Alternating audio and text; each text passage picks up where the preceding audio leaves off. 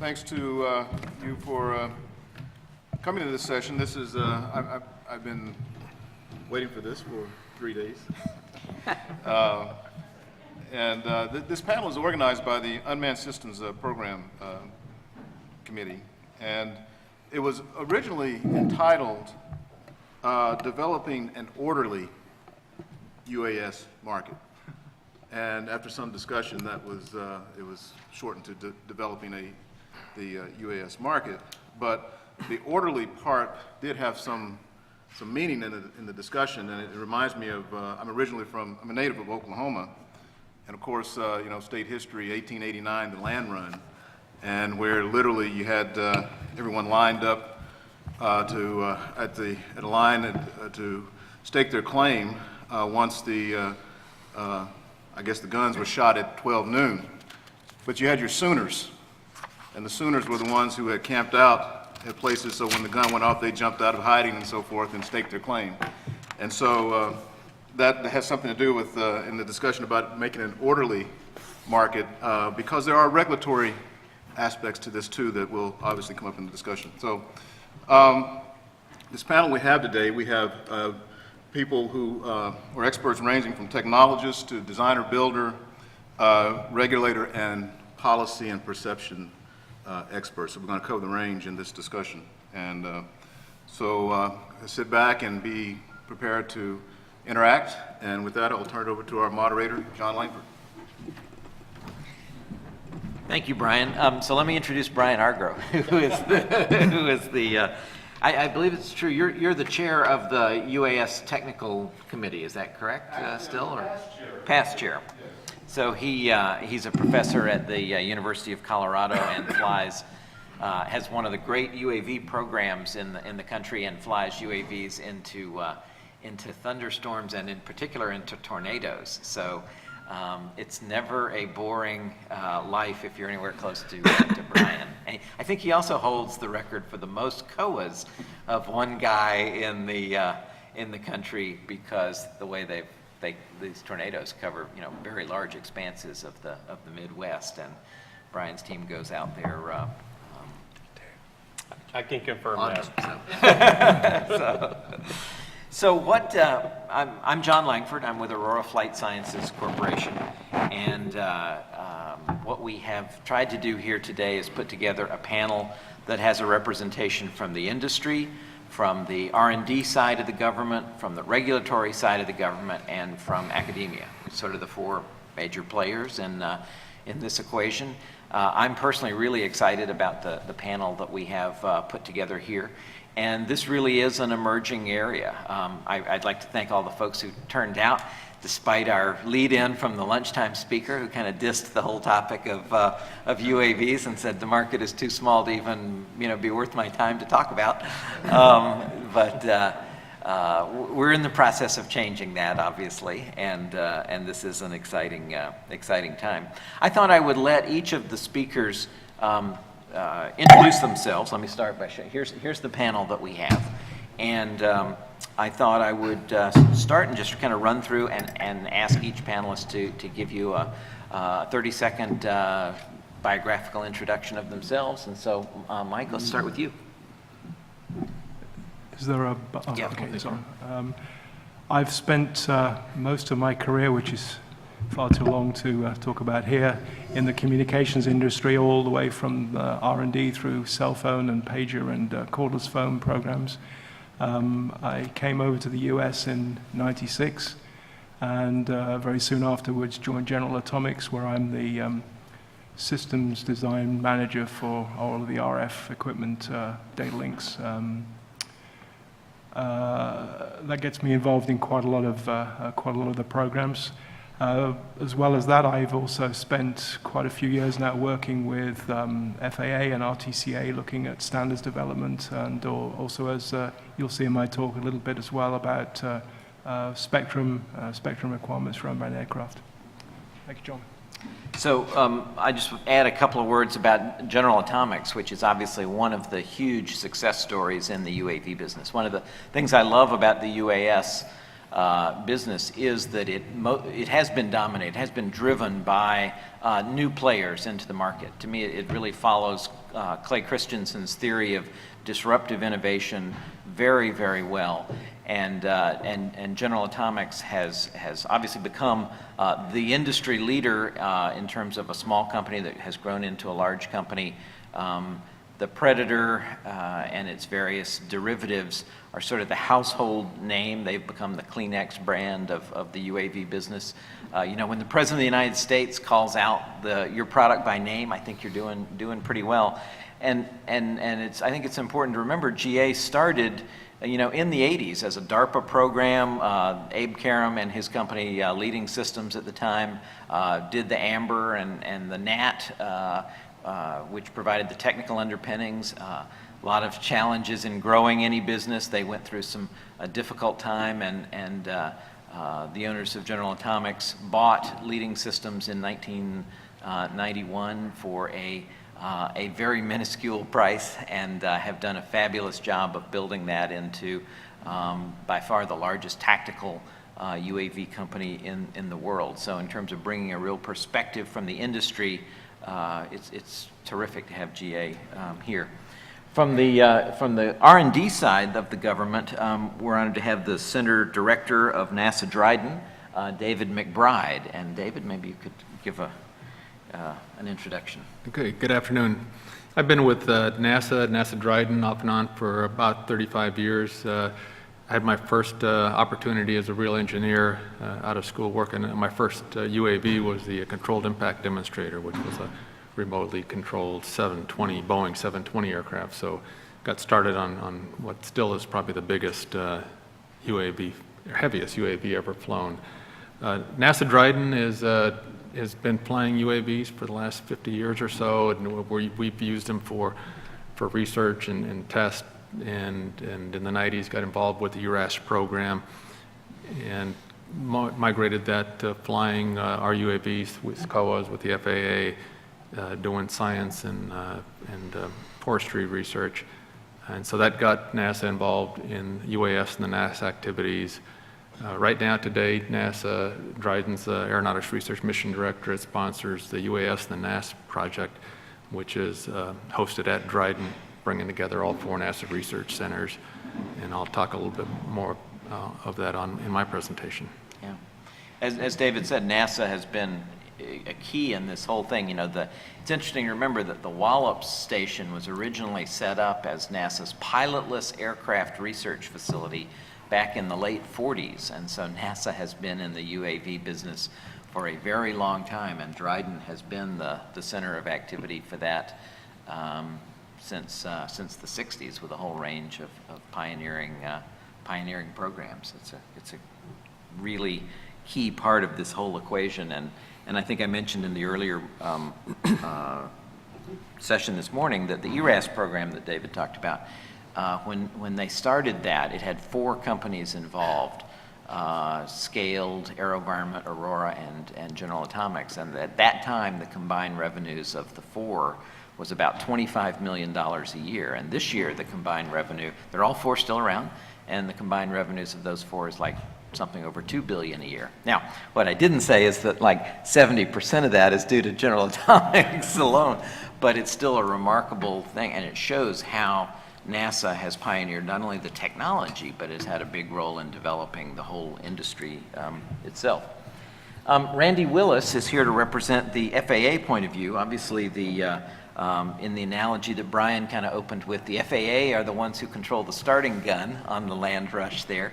And Randy, I'd love to have you introduce yourself to the... Certainly. Good afternoon, everyone. I'm a 30-year career air traffic controller, a couple of different agencies. I had a 23-year career with the Navy, and retired in 2007 and moved over to the FAA soon after that, after I took a couple months off to enjoy myself. And then I've been in the Unmanned Aircraft Systems office for the past 6 years. The last 2 or 3, I've been in the management piece of it. Went through all the COA piece, managing the COA process, trying to make it better and more amenable to folks for them to get into airspace. And last year, we brought a separate manager on board to take over that piece, and I've been put into a more strategic role and outlook for UAS activities. So looking forward to that. A lot of international and harmonization efforts go along with that, and certainly the domestic piece is first and foremost with rulemaking activities and standards and all the other stuff that Michael mentioned earlier with the RTCA. So, thanks. Thank you, and welcome to the panel. And Doug Marshall from New Mexico State represents the academic side of the system here. So. Good afternoon. Thank you, John. My background is in law, which is kind of unusual for this crowd. I'm not an engineer, but I've been involved in the aviation world for most of my career on both sides of the aisle in legal issues involving airlines and pilots and enforcement actions and a variety of other things. And I left that business a number of years ago to go into academia, so I ended up in North Dakota, and where I actually had the pleasure of spending some time on NASA Dryden's DC-8 research aircraft, flew a couple missions with them, and really had some great experiences with working with NASA and some of the other folks that are here in the room. And that's where I got involved with UASs or UAVs, was a regulatory study for the FAA for the Tech Center, and that's how I met Randy and some of his colleagues a few years back. Then moved down to New Mexico State, and that's really who I should be talking about. We're down in Las Cruces, New Mexico. As an organization, we've been involved in UAS or UAV-related research for a good number of years. And of course, in the aviation world and other darker programs going back into the 40s that involving the physical science lab that I work for and other programs that have taken place in southern New Mexico. And I have no responsibility over UFOs or anything like that, but That's a separate department. yeah, that's a different department. That's the other guys down at the other end of the hall. What we do have that's unique in this business or in this whole realm is the only FAA authorized and established flight test center for unmanned systems, or unmanned aircraft. And that's been in existence for about 5 years now by virtue of the cooperative research and development agreement with the FAA Tech Center. So currently, we're the only ones outside the military and restricted areas where you can go legally fly a UAS for test purposes other than outside of a COA. Of course, that's going to change here shortly with the establishment of 6 new flight test centers that's underway right now. And we were grandfathered into that process, so there'll actually be 7 flight test centers. But my colleagues have worked with NASA, the UAS in the NAS project. Doug Davis is involved with that. So I'm surrounded by a team of really, really incredible professionals and people that have been around this industry for quite a while and really bring a lot to the table. So that's where we are. The market side, we're not selling a product necessarily, but we're there for those who are selling a product to be able to exercise their systems. Great. Well, thank you, and welcome to all of the panel. The way Brian and I have talked about trying to run this session, we have about 2 hours, but that time actually does slip away very quickly. We want this to be a very interactive session, so I hope everybody either has brought questions or will think of some in the next couple of minutes as we walk through. We're going to open with the sort of opening remarks from each of the 4 panelists, and I think they each have a sort of a prepared statement or a presentation. I'd like to ask them to keep that fairly short, to move through that kind of expeditiously, so that we spend no more than 15 minutes or so on each one of those, to allow us lots of time to move into the discussion part of the program, because I think that's really the most interesting part. This is a very fluid environment. We have representatives of all the major sectors, and so I hope people, like I say, have either brought questions or come up with some. The points of departure chart we've got up is what the what I think Brian put together when the technical committee envisioned this section. So you can kind of see, we're looking at the different opportunities, what are the issues, how much of the regulatory model, how does that evolve, how much of this is in technology, and how does this impact larger aviation beyond just the UAV community. And then, of course, there's lots of public issues, so a lot of things to get into. I've put together some additional questions. My goal is to have this be a vigorous conversation that moves along here. And what I'd like to do at this point is turn it over first to, let's see, to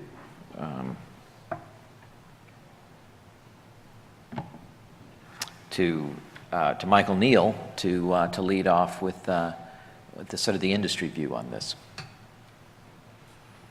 I think I'll need You need a clicker there. I need the clicker. Oh, absolutely. You have to pass the button. There you go. Thank you. So we heard from John a few minutes back that companies like General Atomics have done remarkably well and grown quite significantly over the last 10, 15 years or so. But we also heard over lunch that the unmanned aircraft, remotely piloted aircraft, drone, whatever market you want to call it, is still only a small percentage of the overall aircraft market.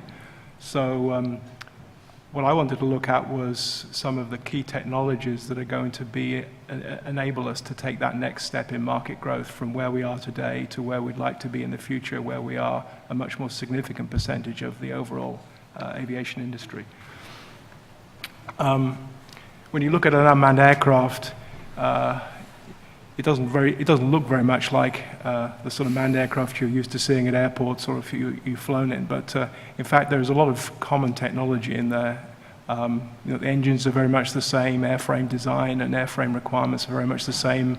Avionics, you still have to develop software and hardware that is going to be reliable. But there are two key areas that are different when you go and take the pilot out of the cockpit and move him to some remote location. In passing, though, I think we're going to see in the future many remotely piloted aircraft looking much more like manned aircraft because they'll be doing the same sort of missions, whereas currently the aircraft that you see as unmanned are very, very much more specialized. I mean, if you look at our aircraft, they're very similar to the sort of U-2 type of design where it's a high altitude, long endurance, high efficiency airframe. But I think in the future we're going to see transport type aircraft that are remotely piloted, or at least single pilot with backup. The two areas that I'm going to talk more in detail about are, as I said, associated with the fact that you've taken the pilot out of the cockpit and put him somewhere else. That somewhere else could be on the ground, in another aeroplane, on a ship. There's really no limitation. We've done many of those things. So if you take the pilot out of the cockpit, the first thing you need to do is give him some means of remotely controlling the aircraft, and I'll talk about that in a few slides. And the second piece is that you need to give him some ability to avoid colliding with other airspace users, and that's not just other manned aircraft, it's also other objects in the air, balloons, parachutists, all those things need to be considered. And one other thing that has been a very foundational cornerstone to any of the RPA work that's been going on is that the FAA and other aviation authorities have always said that they're not going to accommodate RPA in any significant way. We can't ask air traffic control to do different things for unmanned aircraft compared to manned aircraft, and likewise the rest of the national airspace system really can't change significantly to allow unmanned aircraft to operate.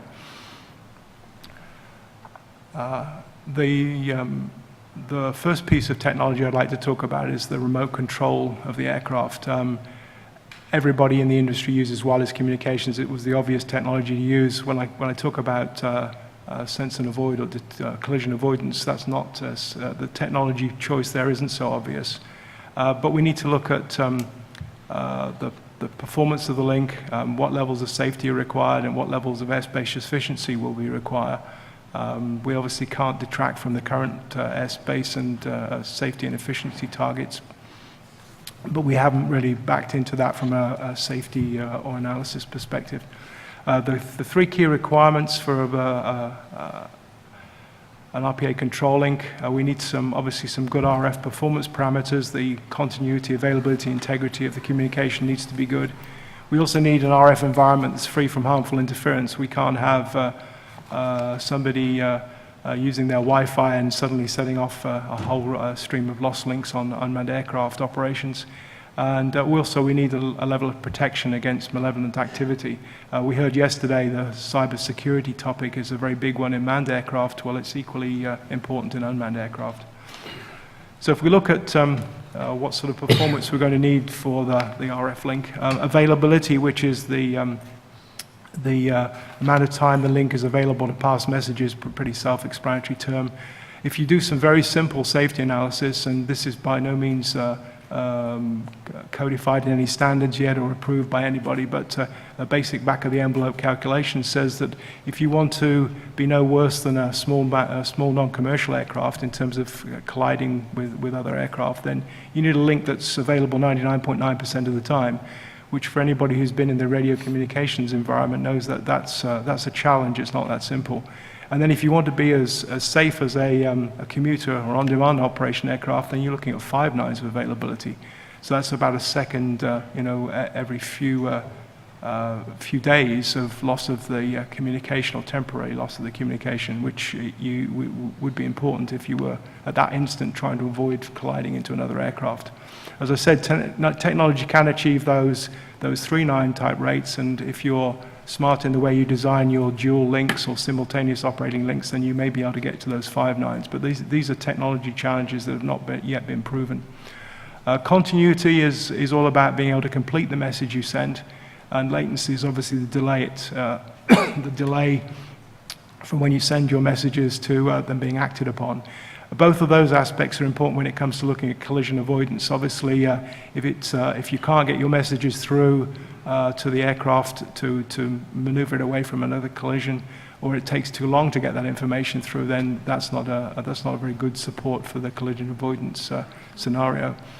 And then the final performance aspect is what probably most people have heard of when they've talked about remote control of a manned aircraft, is what happens when the link goes lost completely, when you've had a long period where there's no availability. What you certainly can't allow is that the aircraft enters a catastrophic condition into that case. So if you're familiar with model radio-controlled aeroplanes, if you lose your link, the aeroplane typically falls to the ground. Well, that's certainly something you couldn't allow with an unmanned aircraft, and I can assure you that every unmanned aircraft I know doesn't do that. I mean, they have onboard flight management systems that at least maintain some stability of flight when the link goes lost. Next slide is talking about the fact that we need spectrum that is free of harmful interference. If you're familiar with spectrum at all, you'll know that the VHF voice system and transponders and radar systems used for air traffic control and air traffic monitoring all operate in what is called safety spectrum within the International Telecommunication Union. That's spectrum that is highly protected from other users causing you interference. It's very well monitored, and there are international legal means and mechanisms to protect the users of that spectrum if somebody inadvertently or deliberately causes interference. So one of the challenges we realized many years back now when we started doing standards development was that there was no spectrum for unmanned aircraft controlling. So over the last 5 or 6 years, we've been working through the international telecommunication. When I say we, that's the US State Department and subject matter experts like myself. And we were successful in 2012 in receiving some spectrum for line-of-sight operations. As you can see here, some frequency bands that if anybody in the audience is familiar with the spectrum for manned aircraft, the 960 to 1164 megahertz band is the band used by transponders, TCAS and ADSB, but it's also suitable for use by unmanned aircraft. The other bands that we have on this list here are associated with the safety services with L-band satellite. That's Inmarsat and Iridium for systems, if you're familiar with those. And then the other band that we actually got was a band that is currently allocated to microwave landing systems, and they've not been so widely deployed as expected. So that spectrum was available for us. However, the satellites that also could operate in that band have not been launched or planned yet, so we don't see enough satellite spectrum to support the anticipated operational activities of remotely piloted aircraft. So in the next 4 years, we're going to be working on continuing to find some satellite spectrum to be able to allow beyond line-of-sight operation. We're looking specifically at the commercial fixed satellite service bands. Those bands are the ones that you're probably familiar with if you have direct broadcast satellite TV to your home. They're the same frequency bands, and of course, those aren't safety spectrum. So the question is, how can we make them perform as well and protect them as well as the safety spectrum that we'd like to have? And the other fact is that commercial satellite operators aren't prepared to just give up 50 megahertz of their very lucrative spectrum to set aside for interference-free operation of unmanned aircraft. So we have a negotiation ongoing within the ITU forum, and hopefully in 2015 at the next World Radio Conference we should see some resolution on that. There are some challenges. Currently, certification isn't really given to third parties. It's normally with the operator or the airframe provider. So if we have a satellite as part of the mix of the control link, then we have to understand how that third party will be controlled and how they will be certified. And then the final aspect of the control link piece is how are we going to protect these control links against malevolent activity? We'll obviously have to apply some security risk management controls. They need to be strong enough to deter the threat from exploiting the vulnerability, but at the same time they can't be so expensive or so burdensome in procedure that they're not usable. As it says here, the risk management or the mitigations we're trying to put in place is a combination of likelihood and impact. So we're looking at how likely is a malevolent actor to do something, and what's the impact of them exercising that threat.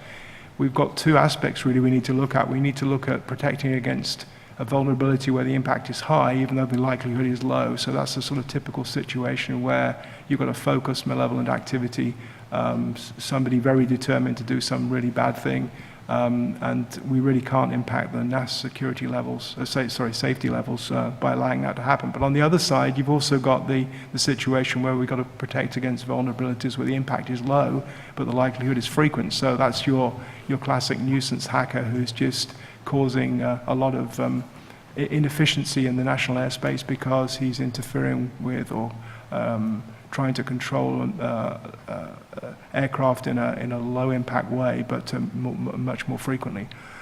Well, fortunately, there are a number of tools available, and I think some of this was talked about yesterday in the cybersecurity threads, to do those assessments, and they've been done by government entities behind closed doors for obvious reasons, and we now have requirements starting to appear that are going to allow us to put the appropriate level of risk management tools in place to protect us against the anticipated level of malevolent activity. So the last few slides I've got are talking about the other aspect that I mentioned, and that's avoiding collisions with other airspace users. There's a number of federal regulations that manned pilots already are very well aware of, and they're covered here in this slide. But the bottom line is that the unmanned aircraft pilot needs to be equally able to keep well clear of other airspace users. It must be able to follow the right-of-way rules, and it mustn't obviously collide with other aircraft, manned or unmanned. There's been a lot of very good work over the last few years in both the FAA and in the standards development organizations to understand this whole collision avoidance space as far as unmanned aircraft are concerned. And if you've had an opportunity to sit in some of the threads that have been going on the technical side during the last couple of days, you've probably heard a lot about the self-separation and separation assurance sort of techniques that are being discussed. Self-separation is more like an outer shell compared to collision avoidance. So you're performing much less violent, should we call them, maneuvers to keep your separation away from other aircraft, and avoiding having to do that last-minute collision avoidance maneuver, which certainly nobody wants to entertain. The pilot has to be involved in both of these functions, and in fact, the terminology that's now coming out of the work in this area is that the detect and avoid system that will have to be put on unmanned aircraft or remotely piloted aircraft is a combination of both this collision avoidance and the self-separation functions. So what do we need to do to detect and avoid other traffic? Well, firstly, we need to have some sensors. We don't see that one single technology solution is going to be adequate to provide all of the detect and avoid capabilities and all the different circumstances. Collisions can occur in the air and on the ground, and not all airspace users carry some sort of transponder that would help us identify where they are and what they're doing. As well as that, architecturally, the sensors could be on the aircraft or on the ground. There are some airborne sensors already that we could utilize, ADS-B being a very good candidate. There's been ground-based radar work that we may hear talked about later on this afternoon, but there's clearly already primary and secondary surveillance radar, but this radar would be specifically there to support unmanned aircraft. But both of those sort of approaches are limited. You would need to have a very large distributed architecture across the whole of the national airspace to really be able to use them, and that may not be possible.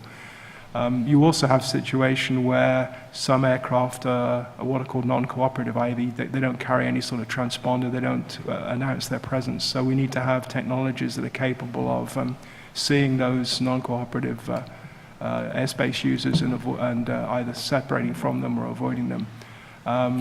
And these sensors have to detect and track multiple potential collision threats. We're not just going to focus on one threat. We have to be aware of the entire airspace out to some number of miles around the remotely piloted aircraft.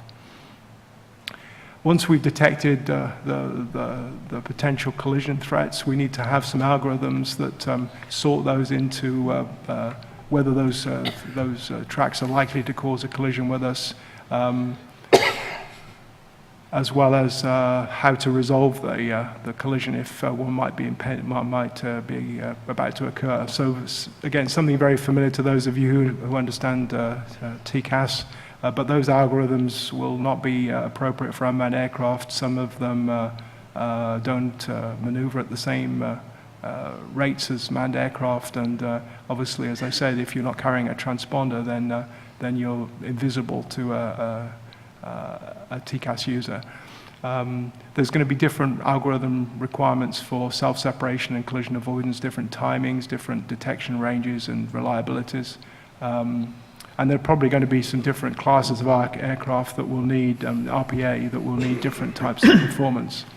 And one of the questions that's still open, although Randy may have some feedback on this, is that who's going to take responsibility or liability for these algorithms? I mean, with TCAS, the algorithm is a government-owned algorithm, and so they've taken the liability responsibility. But are we going to be looking to the technology manufacturer or the operator of the system to take on that liability?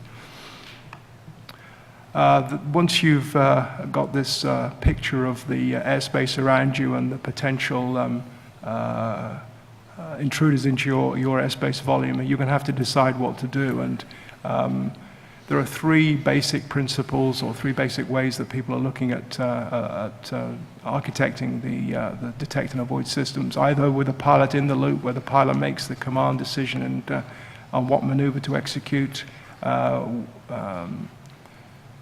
with little or no aid from the unmanned aircraft or the rest of the system around him. There's a pilot in the loop approach where the pilot accepts some sort of maneuver determined by the system and initiates that execution of that maneuver. So he may be given like a resolution advisory, just like a TCAS system would do, and he then decides whether that's the right thing to do or not. And then there may be some situations where you need a much more automatic operation. For instance, if you're temporarily unable to control the aircraft because the link is impaired, then the aircraft itself may need to make a decision about what to do. as it says at the bottom of this slide here, availability and latency of controlling impact the pilot's involvement. So you may need a combination of all three levels of decision making in a real system. So to wrap up my my technology presentation, as I've said, technology for RPA remote control and detect and avoid has been being developed. I mean, we've been working on this for 10 plus years now. But it's unlikely to be readily available until standards and regulations exist. It's really too expensive for one manufacturer to go it alone and go through the whole safety case without some standards. I mean, there would need to be a tremendous amount of test data and flight test data to support any of these technologies, and it's also maybe too risky to take on the liability of your detect and avoid and controlling security aspects of this technology. As I said, standard bodies are developing standards for control links and DAA, and they'll be available in about a 3 to 5 year time frame, which is really good news. And I think once those are available, we'll start to see the next climb in sales of unmanned aircraft as some markets become open to operate in non-segregated airspace. Until then, we have been working with aviation authorities, and we're utilizing interim solutions to integrate RPA into non-segregated airspace. I mean, restricted times of operation, restricted areas of operation. That's all working very well. We've already heard the term Certificate of Authorization, COA, talked about. That's been a process that has served us very well over the last few years, and probably will continue to have to serve us until we get certifiable technology that allows us unrestricted access to non-segregated airspace. Access is gradually expanding. The restrictions are gradually being reduced as the technology and our familiarity with operating in the non-segregated airspace improves. So I think that's my last slide. Thank you. Great, thank you. So there's a lot of issues in there that Michael has raised, and I'm sure we're going to come back to a lot of those as soon as we move into the discussion. So we pull up David McBride's charts here from NASA. I would like to ask the panelists to sort of shoot for 10 minutes in the opening comments here, and we'll be able to move into the discussion. So, David. Very well. So I mentioned Dryden's been involved in the UAV business for the past 50 years or so, and UAVs are looked at as a tool for doing, what are considered dull, dangerous, and dirty flight operations. Well, oftentimes we take care of the dangerous and the dirty, but seldom is it ever dull. We used UAVs in the 60s and 70s to advance flight controls and validate aerodynamic shapes in the 80s for aircraft that had a tendency or pushing aircraft literally to their edge of their envelope, looking at structures and flutter margins. I mentioned my first UAV was a big one, was the Boeing 720, which to date is still the heaviest unmanned aircraft ever built. I designed and developed the nose wheel steering and braking systems, which we only used once. It's also the only one, to my knowledge, that's ever been crashed on purpose. So. But it still is and arguably the most, at least had the most impactful to the aeronautics community was this flight here. That's for a topic for a different paper. In the 90s, as John mentioned, our involvement in the ERAS program, Environmental Research and Aircraft Sensor Technology program, was designed to achieve some technical objectives, but a secondary objective, and I think something that's done very well, is to help mature that market. And I'm glad to hear you say that. It did grow a market from about 25 million to 2 billion, you say today. I mean, despite of what we heard next door, the market has still got room to grow. And today we continue to use UAS and UAVs to validate high and low speed aerodynamics flight controls from aircraft that fly at the speed of bicycles out through Mach 10, and using our Global Hawk and Predator Iconoclast vehicles for science research today. So what we're doing today, under the sponsorship of the Aeronautics Research Mission Directorate, in the Integrated Systems Research Program out of NASA headquarters, is looking at the next steps. And this all comes back from our heritage in flight of UAVs. It's that assuring the access to the NAS for unmanned aircraft. We're looking at the emerging markets, and if we limit it to military and security needs, like we talked about next door, that might limit the market. But we're also looking at burgeoning commercial markets in other commercial security, commercial transport, cargo transport, agriculture, and much, much more. The picture we're shooting for, and this is that integrated view. This view shows some of the barriers, some of the opportunities, and ultimately the operating environment we'd like to be operating in. We need UAVs to be able to operate in both urban and rural environments, near and away from large airports, in and over our international boundaries, with limited communications. Mike mentioned some of the communication issues we have now with lack of spectrum, lack of available frequencies, and lack of satellite control. But the ultimate view would be UAS operating in a file and fly environment with large and small UAVs, with high flyers, fast flyers, transports, and military aircraft as well. We've got to address the airspace integration issues with pilot notification, getting over and around the sense and avoid, defining sense and avoid requirements so that adequate policy can be written and technology can be developed to get us there. Work with the standards and regulation elements of the community, and ultimately develop, and one of the lead behinds of the project will be a relevant test environment where we can bring together real and virtual aircraft. I'll talk a little bit more of that in a second. So the elements that the project is working on now is the sense and avoid separation assurance elements, the communications standards and frequency issues, human systems integration, the integrated test and evaluation environment, certification and safety elements, and ultimately the complete integration in the air traffic control system, both in the current air traffic control system as well as next gen. Actually, I think Mike talked a lot of this in his talk about some of the communications focus. When we got into the program, there weren't defined frequencies adequate for the market, and not adequate commercial or off-the-shelf radios as well. So one of our partners, Rockwell Collins, has developed a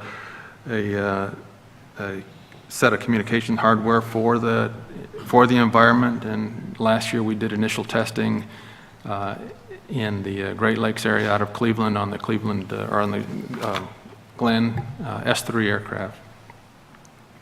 An early output is a separation assurance sense and avoid interoperability investigation and simulation and modeling, pulling together 17 unmanned aircraft types from the Scan Eagles to Global Hawk class aircraft, and looking at how UAVs integrate into the traffic flow, and highlighting things that weren't intuitive, that didn't come to, or that were a surprise to us as a community.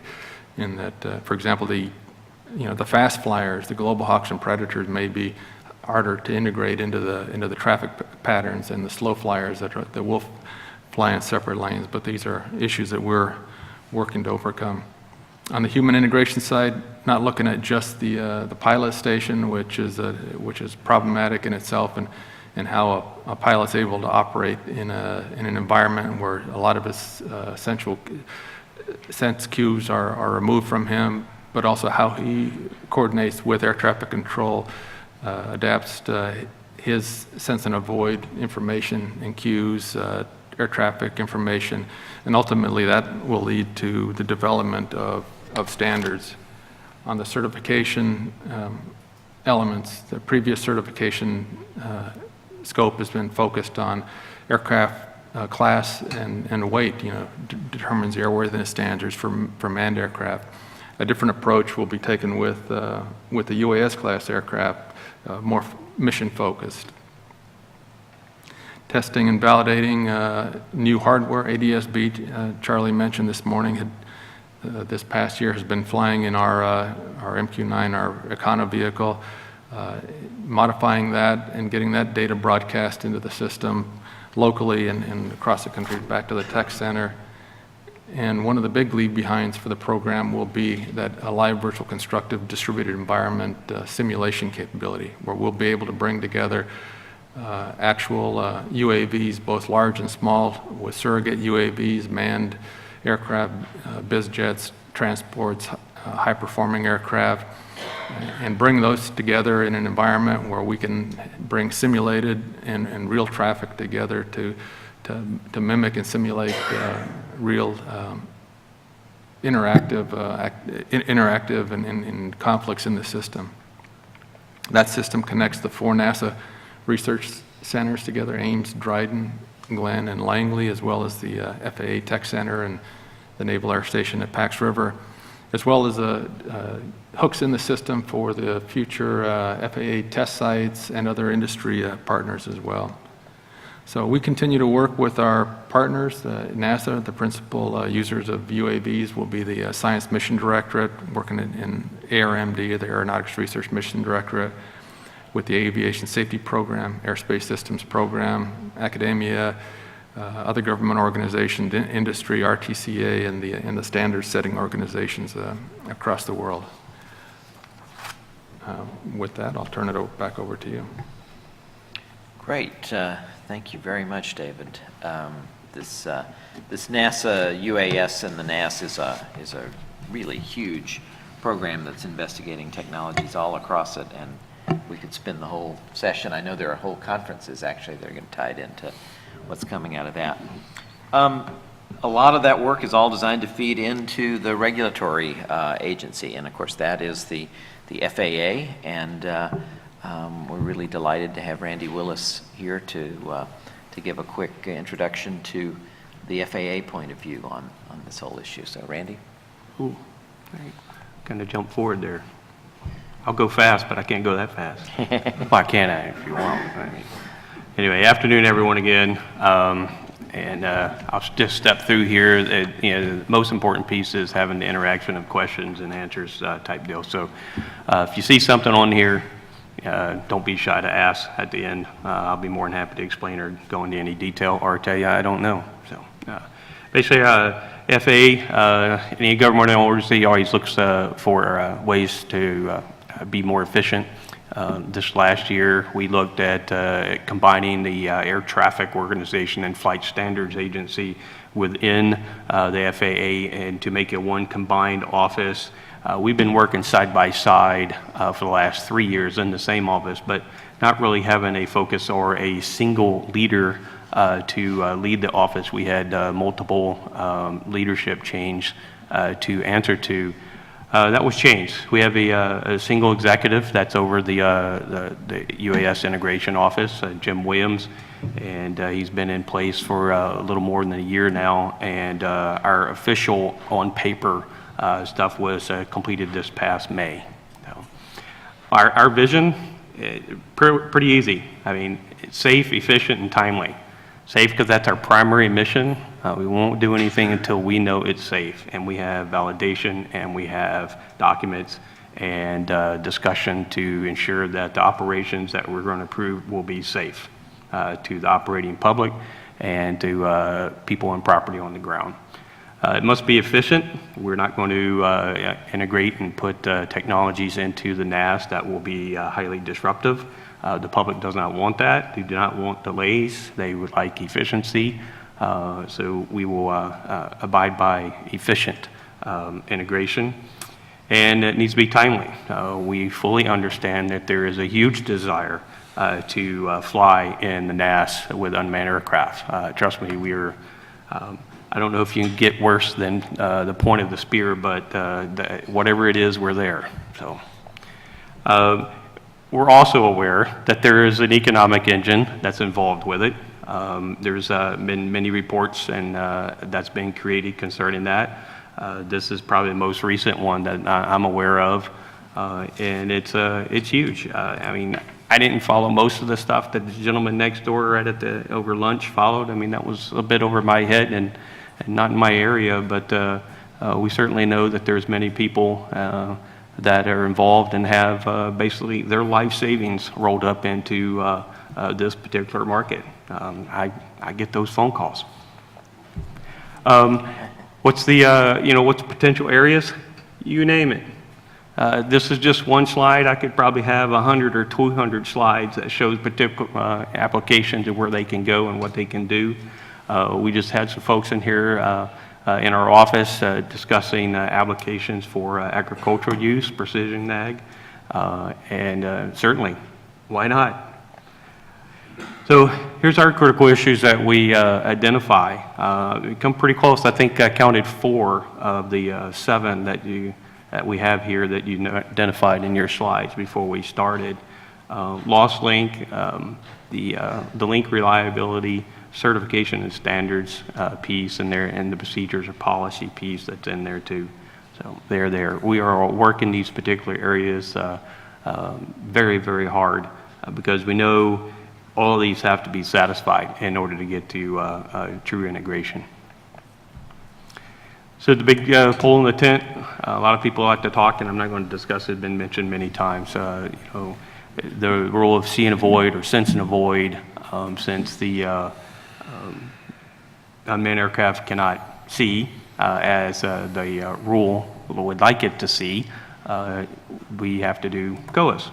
Basically, show me your mitigations that you're going to do in lieu of, and then we'll end up approving the operation from that point. But this is the rule, one of the rules that are out there that are being looked at to incorporate unmanned aircraft into it.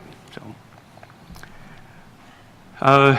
we are partnered and work with many folks, many folks, academia, other governmental agencies, the interest groups. The list is very long.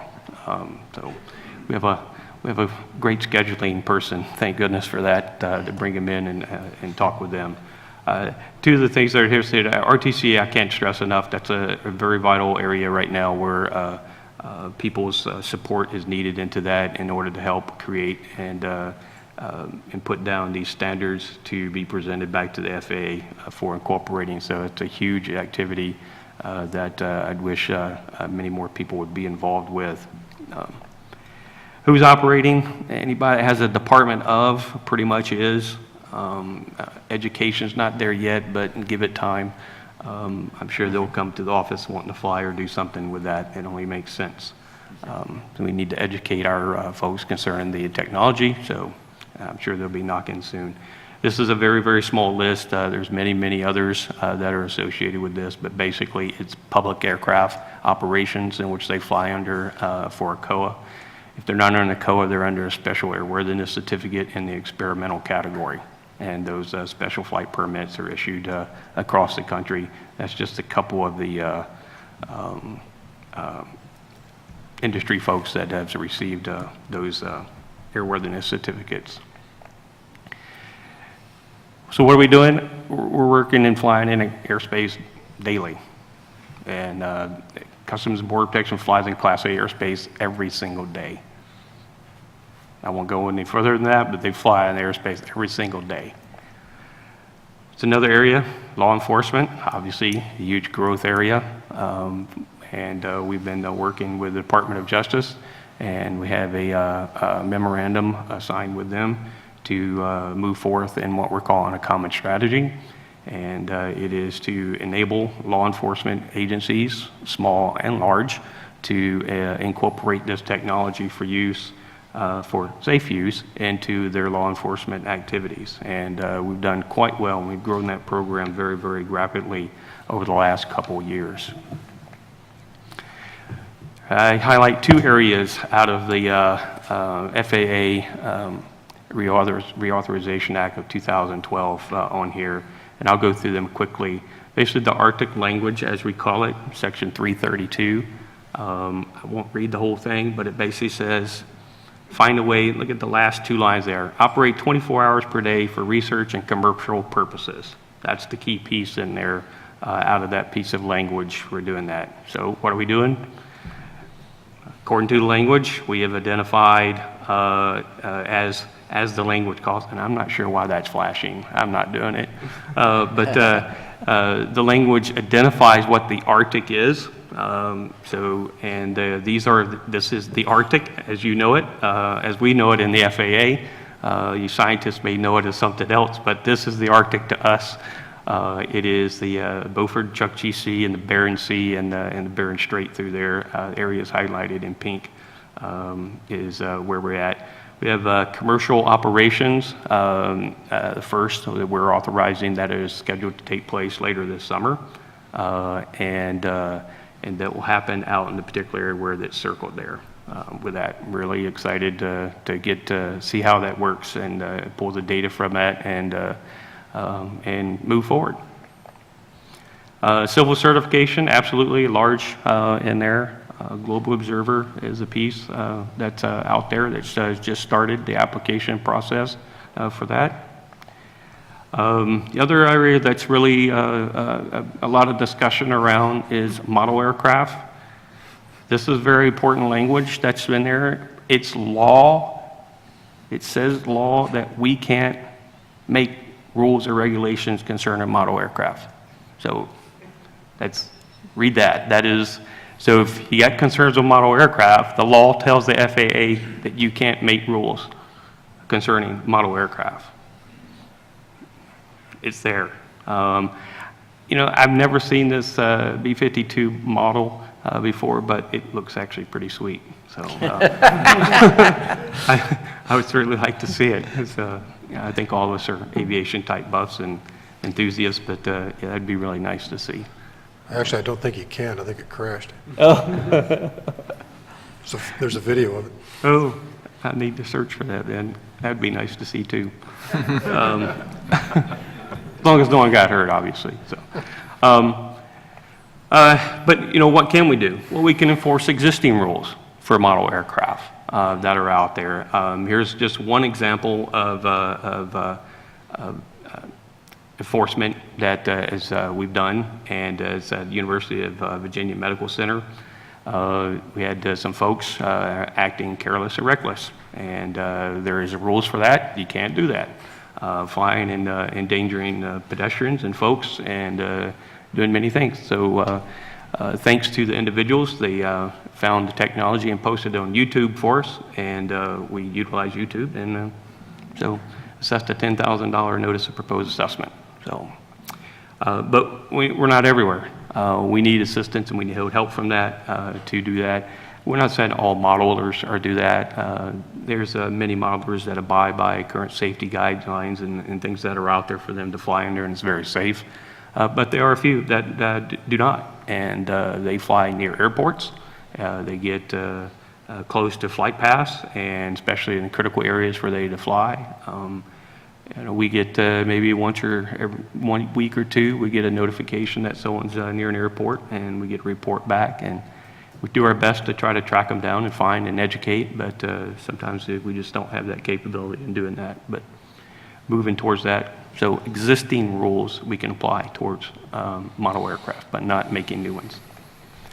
So integration, safe, efficient, and timely. That's what we're running for, we're running with, and we will achieve. And that's my last slide. Again, this presentation raises tons of questions, and we're just about to get to those, but just the moderator's prerogative. So did the example that was widely reported of UAV on the approach path to JFK, whatever happened to that? It's still under investigation. Same one with Boston. Mm-hmm. Okay, and then the fourth member of the panel represents the academia side, and Douglas Marshall, we will turn it over to you. Thanks, John. Actually, Randy covered some of my slides, so this is going to go fast. And I'd like to kind of leave, actually, these opening remarks to leave you with some cause for optimism compared to what we just heard over lunch. this industry has tremendous potential, and Randy put up one slide. But before we get there, we need to deal with some threshold issues, which is what do you call these things? And starting out with, when I first got involved with this, they were called RC aircraft. And then it went from that to UAVs, and then went to UAS. Actually, this isn't in the right order. Then it's gone, now currently, thanks to the Air Force and ICAO, the preferred term is RPAS, Remotely Piloted Aircraft System, RPAS. And that's, if we're going to harmonize our domestic regulations with what's going on with ICAO and internationally, the RPAS term might have to be used.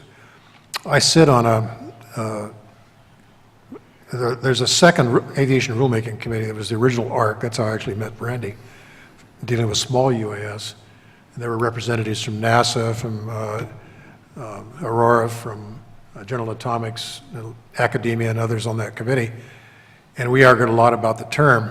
There's now a new ARC dealing with a more expanded version, while the first ARC's recommendations are still pending.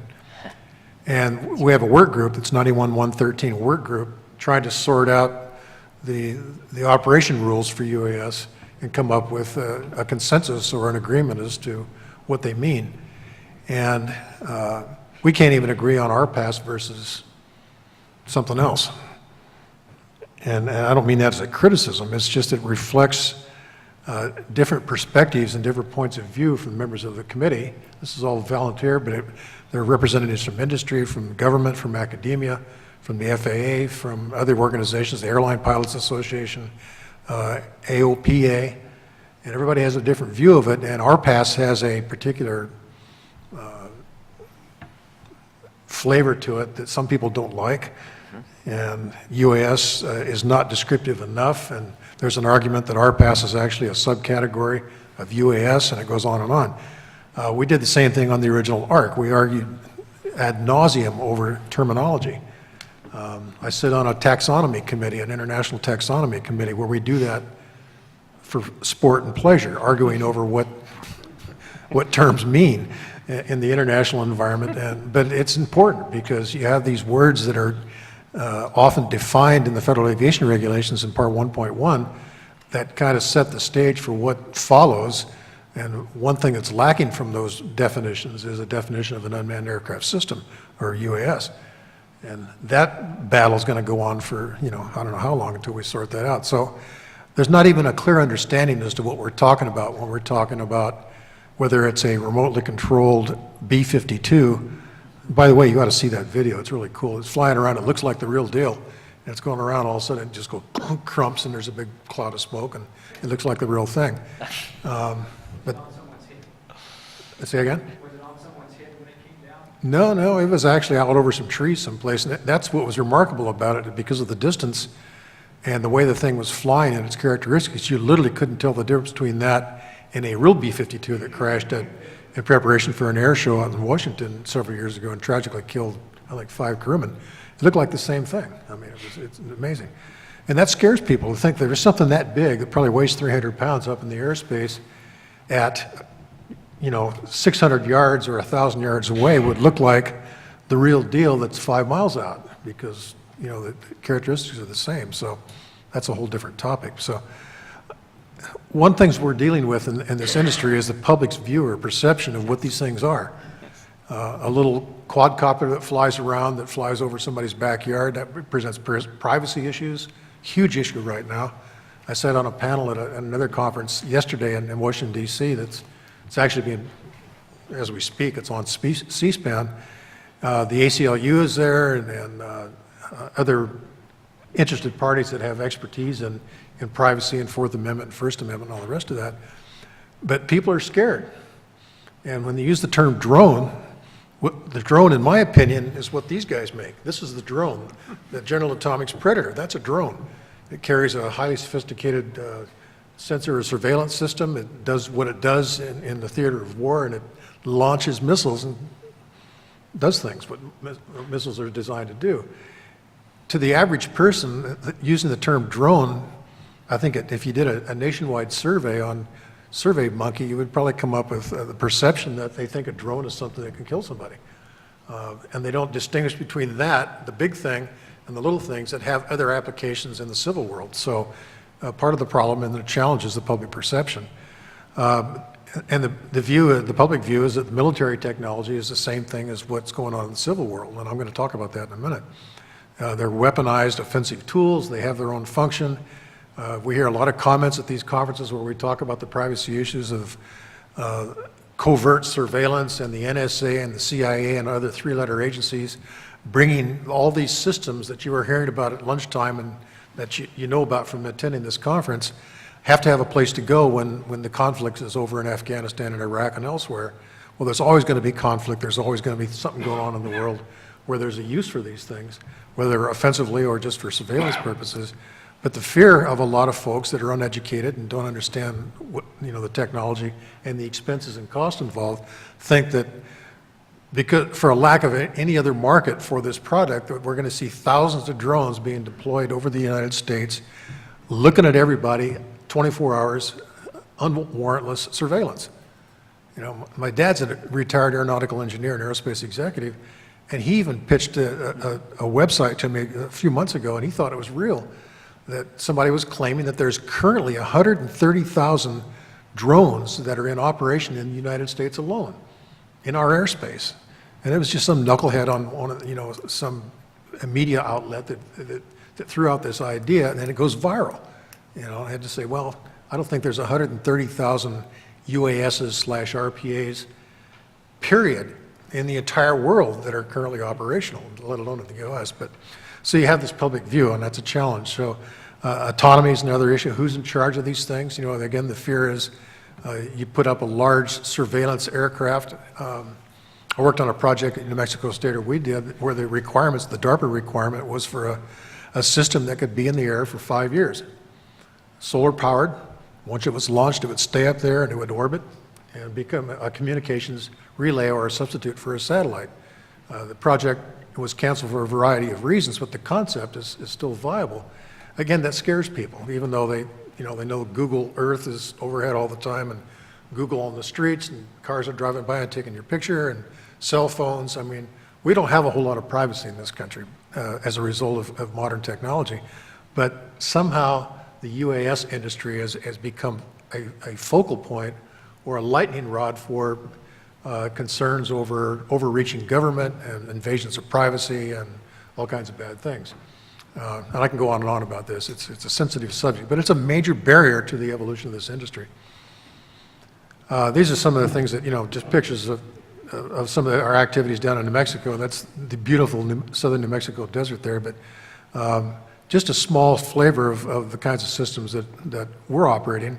Here's a brief list of civil applications. I think Randy said you could put up 200 slides for all the different things that are going on. This is a kind of a top-level view of civil applications of unmanned systems that are being used for non-military purposes, for the most part, either law enforcement or science or first responder or search and rescue or communications or broadcasting, have legitimate and current uses. These are current uses. This stuff that's going on right now, not just in this country, but elsewhere.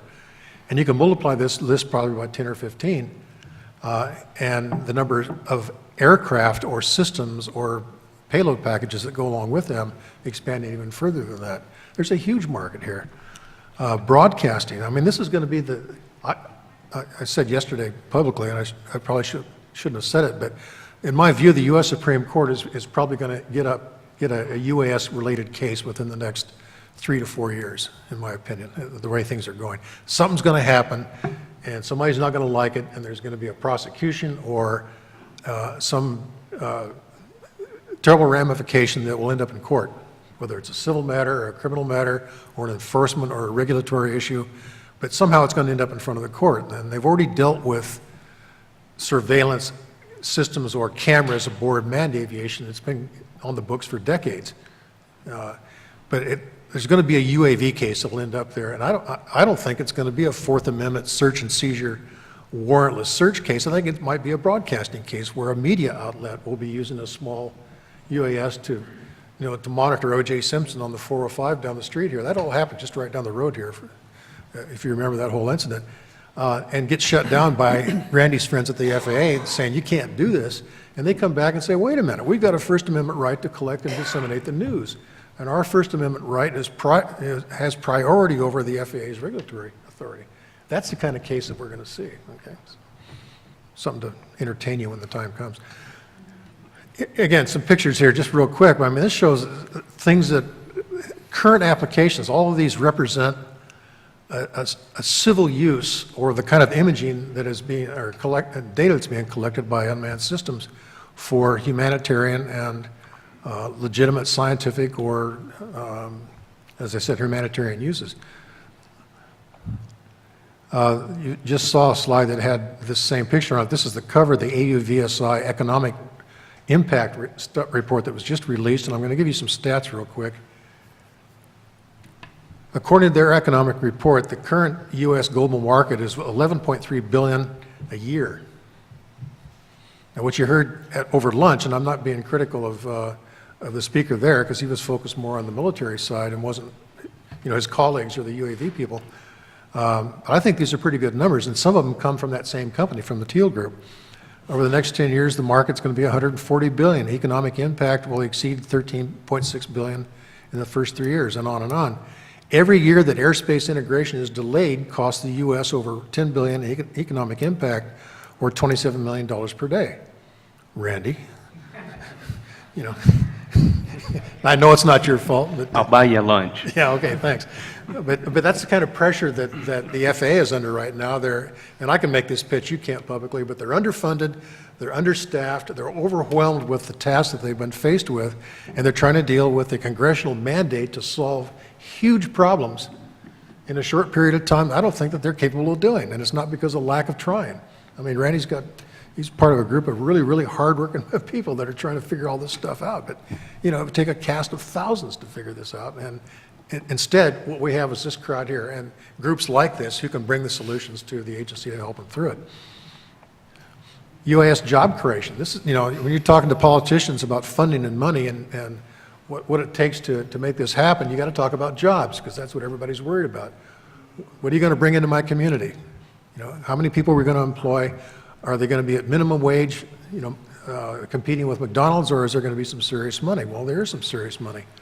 The program that I left 3 years ago at UND, University of North Dakota, stood up the first UAS bachelor's degree program that's been in operation for about 3 years now, and they've graduated, 85 or 100 of their graduates that have a commercial aviation degree, bachelor's degree in commercial aviation with a UAS emphasis. And I believe like 98% of them have found good jobs, good paying jobs in this industry.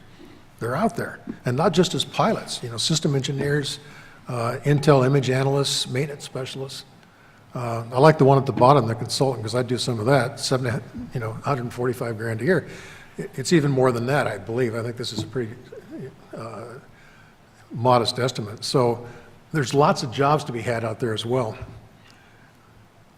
UAS airspace integration will create 34,000 manufacturing jobs, 70,000 new jobs. Total job creation in the next 12 years, 103,000. Again, this is coming from the AUVSI report, and there's probably other reports out there that deal with similar stats. Randy talked about this, and I think it was mentioned twice today, but the two big drivers right now, I think, on the civil side are precision ag and law enforcement. Precision ag is huge. If anybody's from a farming state or a farming country that relies largely on agriculture or has sectors of the country or area that rely on ag, you know that these farmers that have these big plots of land, these 10,000 acre wheat fields or corn fields and all that, they're not using, mules and plows to take care of their farm. They're using extremely expensive equipment, and they're all GPS located and driven and navigated. And this is a supplement or, in some cases, a substitute for that kind of equipment. Drought management, watering, disease detection, pesticide spraying, the kinds of stuff that's done with manned aviation now can be done in many cases cheaper and more efficiently and safer than in a manned aircraft, by a UAS than a manned aircraft. So let me just ask, Randy, do you get a lot of applications for precision agriculture from UAVs? Is that something you guys have seen a lot of? I'll tell you, I get them from academia. So outside of that, I mean, they can't fly as a public aircraft operator. Right. So, because they're private, but I get them from academia. And there are folks, and Randy knows this, but there are folks out there that are doing this under the radar, using very small hand-launched electric-powered aircraft with imaging devices on board, and they're basically saying to the FAA, in essence, we're on our own land, we're not navigable airspace, we're lower than 500 feet, we're not bothering anybody, we're not going to bother you by applying for any kind of permission, we're just going to do it. Plus, this isn't an aircraft because you haven't defined it as such under the rules. And so nobody has been... Right. So technically today, precision agriculture wouldn't be a legal application because it would be used for commercial purposes. So, Right. Randy, it's hard for you to judge something that people don't apply for things, well, I don't know. Do people apply for things that aren't legal? But I guess my real question is, do you buy this? In FAA, you see the applications. Do you buy? I mean, 80% of their argument hangs on this thing. Do you have any way of telling whether this is real or not? Oh, I think it's real. Absolutely. And I'll give you one quick story, then we'll move on. So I got a phone call from a gentleman in Nebraska telling me that I'm taking food off his table. So it's real. Because I am not done with allowing him to fly a quadcopter over his field. So it's real. And Randy and his colleagues have had similar requests and responses from somebody in the aerial photography business who said exactly the same thing, and you know who I'm talking about. Says, I had a business, a good going business here, and you took it away from me. You know, you put me out of business. Okay. Yeah. All right. So, yeah. So AGAFs, I mean, this is being done in Japan successfully and has been for years, flying helicopters, spraying their fields. I think I had a picture of some of that a little bit earlier. Again, this is a statement out of the AUVSI report, but I think this is a huge market, and being able to put all sorts of sensors on these things, whether it's imaging, IR cameras, sniffers of some kind, chemical sensors, there's all kinds of things you can hang on one of these systems to do precision measurements in ag fields that currently are being done very expensively through either satellite technology or manned aviation. Again, it's safer if you don't run into something. I mean, there isn't a day that goes by probably somewhere in the country that an ag pilot or a crop duster during the spraying season doesn't crash. It's a real dangerous profession, and convincing those guys that they might live longer by using some of these instead of some of the things that they're doing is a real tough argument. But global defense spending, I think we saw that a little while ago, 11.3 billion. It's going to grow, or not grow, according to him, so I think we agree on that. Legislation barriers lessen over the next several years, and that's, we're talking about sequestration, so I don't want to talk too much about the defense industry at this point, even though I know that two of my colleagues here are in that business. But, I'm concerned more with the civil side. But here's the defense spending number, a graph that came out of the Teal report, I think. That speaks for itself. And this is kind of a cool graph because it shows where it's all going. The unmanned air platforms at geographic distribution of where they're all located. So the vast majority of operating systems are in this country. But that's going to change. Top 20 countries developing UAS, total platforms. Again, the United States is at the top. Kind of a tie there between France and the UK and Russia. And then on down the line to Japan. Here's some quick examples of some current UAS operations. Those little things, those cute little bunnies are called pygmy rabbits. And there's a project going on in Idaho between the University of Idaho and the University of Alaska Fairbanks using a small system, a puma, I believe it is, or a raven. I think it's a puma. To gather data on this endangered species out in the middle of Idaho. Davis talked about NASA's operations. They just finished up a big project up in the North Slope in Alaska called Misopex using unmanned systems. I think they just had their last flight on Friday. Actually, Brian can probably address that. University of Alaska has been a leader in the use of small systems for non-defense related purposes. They're doing all kinds of things up there, most of which you don't hear about, but their most famous one recently was being able to assist the community of Nome up in the northwest part of Alaska getting fuel oil delivered to their town. When So Doug, I'd like to kind of move into the public part here. If we, Okay. if do you have one or two more charts? Yep, I'm or- almost done. Okay. Okay. Okay, very good. That's very You responsive. cut me off. I mean, it's like arguing in front of a court, so you're done, counsel. Well, I want to make sure we leave a generous amount of time for discussion. I mean, everybody is here because they're interested in UASs, and so let me turn it over to the audience here. What you've got sort of every segment of the community represented. Comments, questions, and I know many of you, so if you don't stand up, I'm going to call on you. So anyway, there's a mic right here, and if you could use the mic.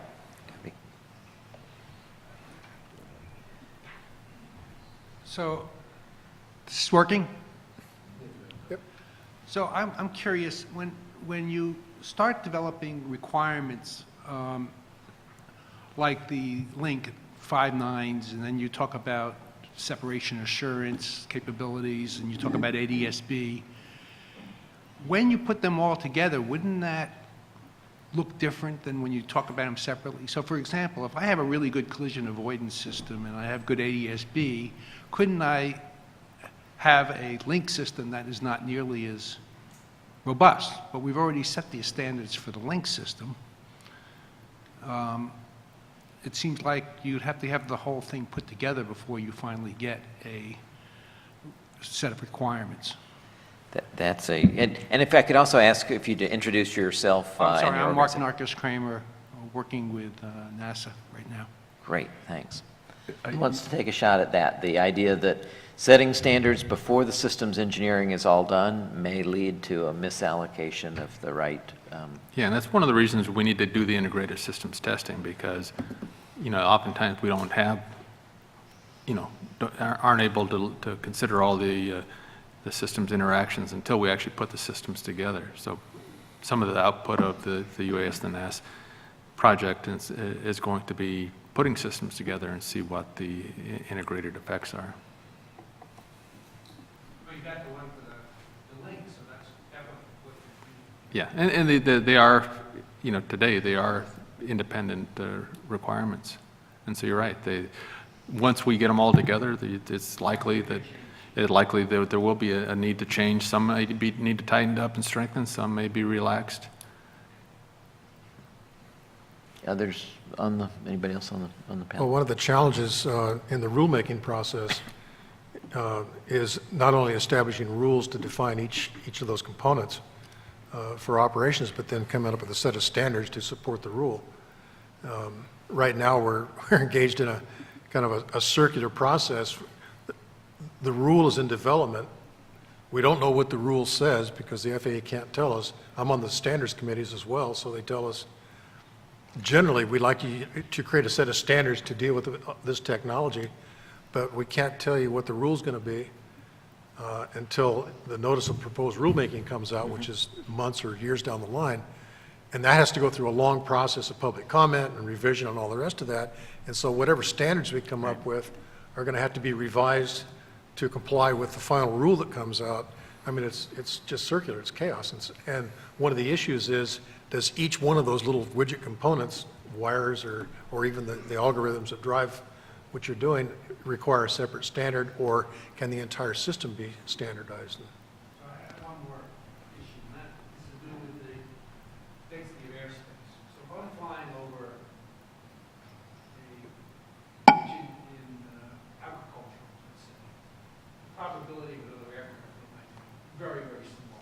If I'm flying that in a dense airspace, it might be large. But it seems like the way things are working, we create a rule for the same class of airspace. It's a class E airspace, class A airspace. And that seems not to be effective in terms of dealing with the economics of what we need to do. So is there been any thought to not seeing this as a unified airspace situation, but to deal with things from a density standpoint? I mean, it seems like I can put myself flying something where I'm not going to see, like probability of it actually is so low regardless. No, you're absolutely right. I mean, what you're seeing here in a few minutes of presentations is just the tip of a lot more complex discussion and carving up of all of the different aspects. So I understand the question and your comment about the 5 nines and 3 nines of performance as well. It's very difficult in this context to give you the entire picture. All I was trying to do was to highlight the fact that the. Is anybody considering changing the airspace categorizations or density categorizations? There's a lot of work going on to look at how we should approach unmanned aircraft certification. It's not necessarily going to be the same as, but on the other hand, we haven't concluded what the right approach is. Yeah, it goes directly into a lot of these issues, because you heard Randy say that the Customs and Border Patrol is flying routinely in Class A airspace now. Well, what does that tell you? It means you can do this in Class A airspace today, right? That's not a technical problem. Class A airspace, you can do it today. I mean, just to exaggerate, but a simple solution, if you made everything Class A airspace, you could fly UAVs everywhere right now.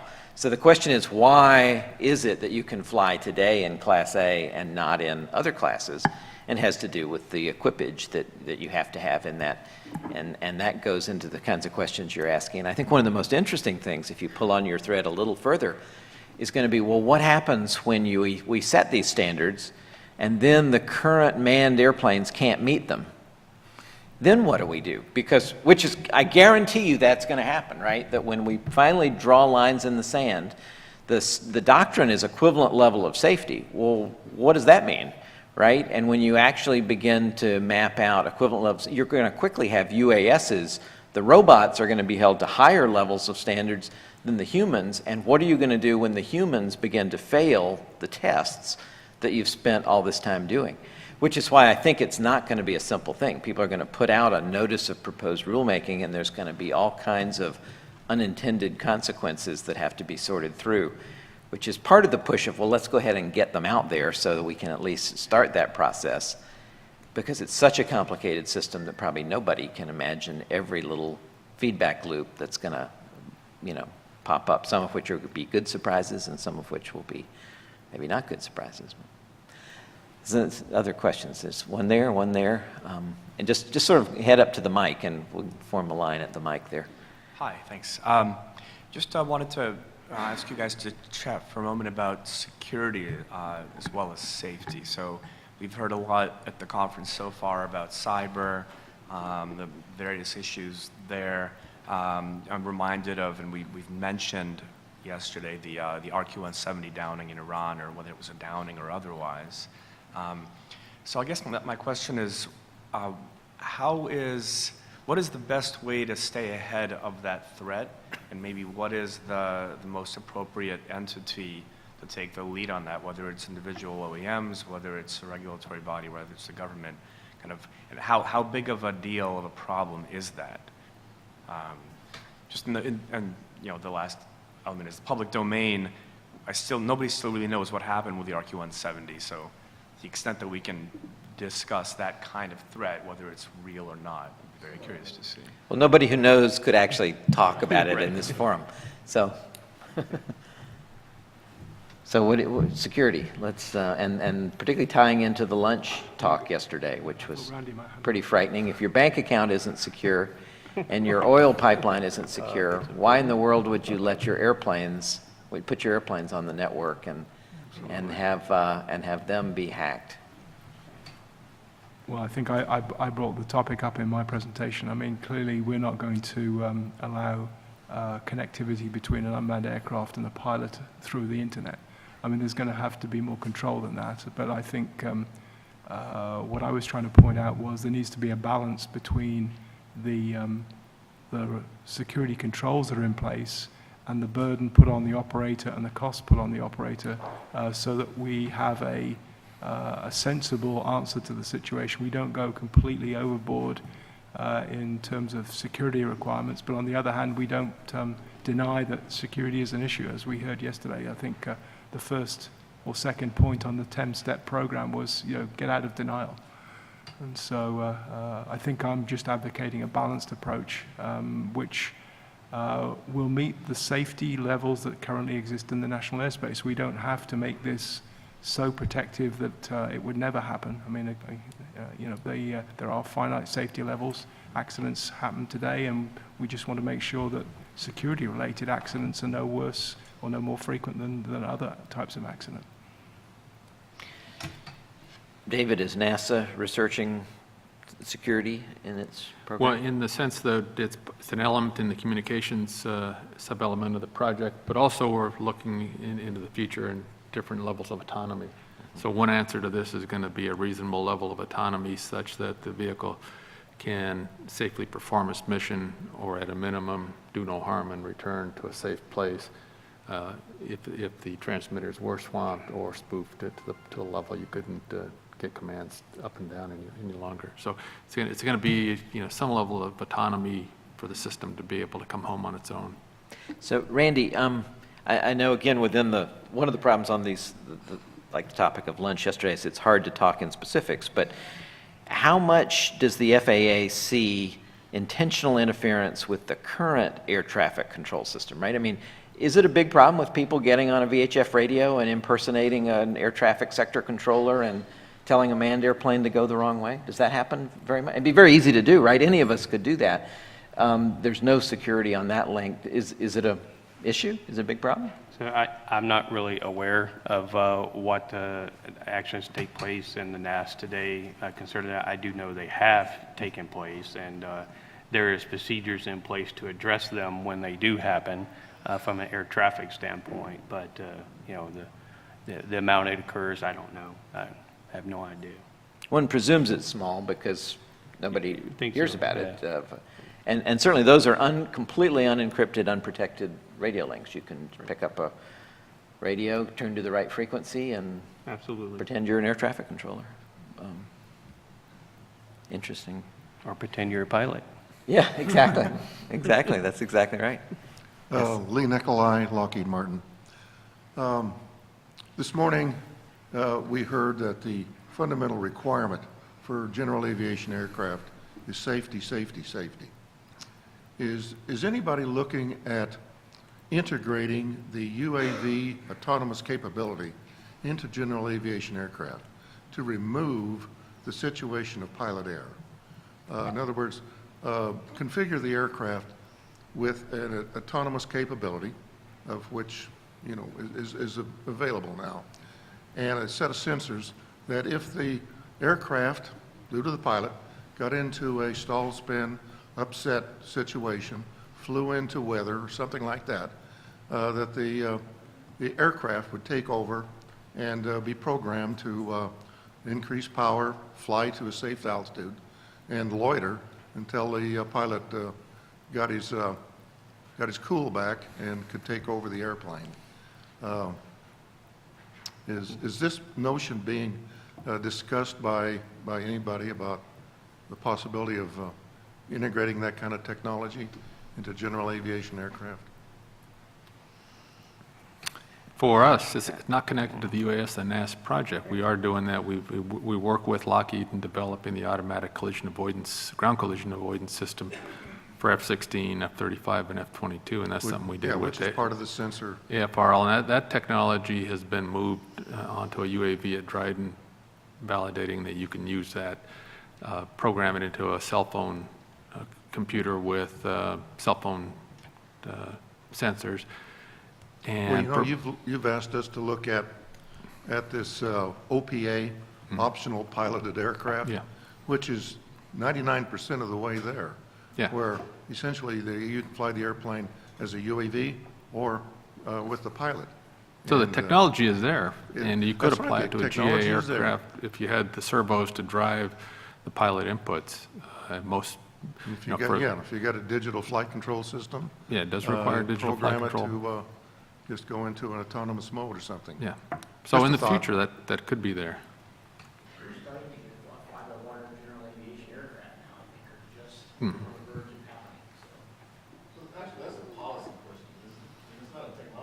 No, technology it is doable, and we've demonstrated.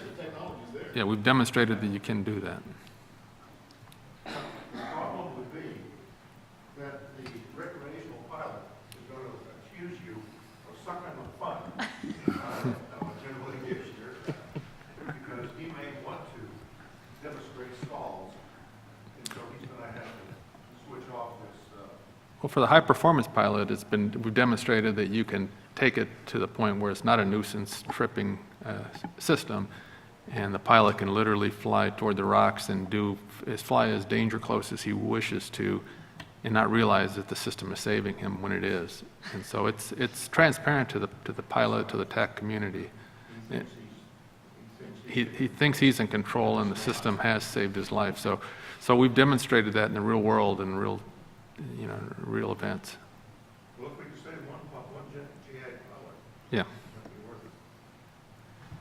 So Yes, ma'am. my question is something of a follow-up to that. Lauren Bowers, I'm a student at Purdue University. So I think you mentioned, Mr. Langford, that UAS are a disruptive technology. I was wondering if you all could comment on that. What are some ideas you envision UAS being used for that aren't just replacing manned aircraft? So sure, quadricopters can spray crops just like manned aircraft has sprayed crops for the last 80 years. But what are some uses that are going to be completely disruptive, completely different, and fundamentally different from what we have done before? I can think of one offhand. I got a call to use a quadcopter to fly in a 3,000-foot deep hole. So you don't see manned aviation wanting to do that, nor do you see manned aviation wanting to fly over the top of an active volcano with that. So I've had those requests come to my office. I could probably think of a couple more, but I mean, those just come right off the top of my head. They wanted to look down the hole to see if there's a dead body down there because someone said there was. So, I mean, And Douglas has showed a lot of examples, and the agriculture example you gave is different than the manned crop duster where he's dusting half the county. It's where it's sensors measuring individuals, maybe even individual plants for health and applying chemicals, very precisely. Yeah, and I think one other application is the broadcast application where something like an unmanned system could be loitering above a particular area for months at a time, providing broadcast and communication capability, which it just wouldn't be practical to do with a manned aircraft. and there's another aspect, disposable. You have the potential for disposable here, and to gain information and data from that at a very cheap cost that you certainly wouldn't do with a manned aviation aircraft. Yeah, I don't know if it's being done here, but I saw a presentation a couple of years back from a gentleman from the Upper Midlands in England. I think that's the proper term for it, using a small quadcopter, or it might have been a single rotor, anyhow, it's a little small device to fly into a burning building, and it actually used it successfully to enter a building before any firemen went in to determine whether there was going to be a collapse, if there was chemicals there or whatever, but as a life-saving device, as a first responder before the other responders actually get into a building. Right. And I can't think of any other manned application that would do that. There's probably hundreds. Yeah, too dangerous. The nuclear reactor meltdown in Japan a couple of years ago. I know they used robotics to deal with that. I'm not sure if UAVs were part of that, but I know ground robotics were used. Basically, it's a one-way trip. You can't bring the thing back and use it because it's radioactive, but it gets you the data that you need. David, a question for you. I think in your talk you mentioned the possibility of reclassifying the vehicles by mission rather than by weight. And I wondered if you could expand on that a little bit and if there's been any movement in that direction. And that was one of the policy outcomes of the program may be to provide guidance in that direction where we look at vehicles not classified by power, weight, standard manned classifications, but by mission for agriculture, for mining, for the example Douglas just gave, where it's the long loiter, long duration pseudo-satellite or cell tower in the sky, whether it's a mean to augment a surge for a special event, or as a recovery after a tornado or a big disaster where all cell towers or landlines are destroyed. So you can rapidly put up cell towers in the sky that could stay up there for days or weeks at a time.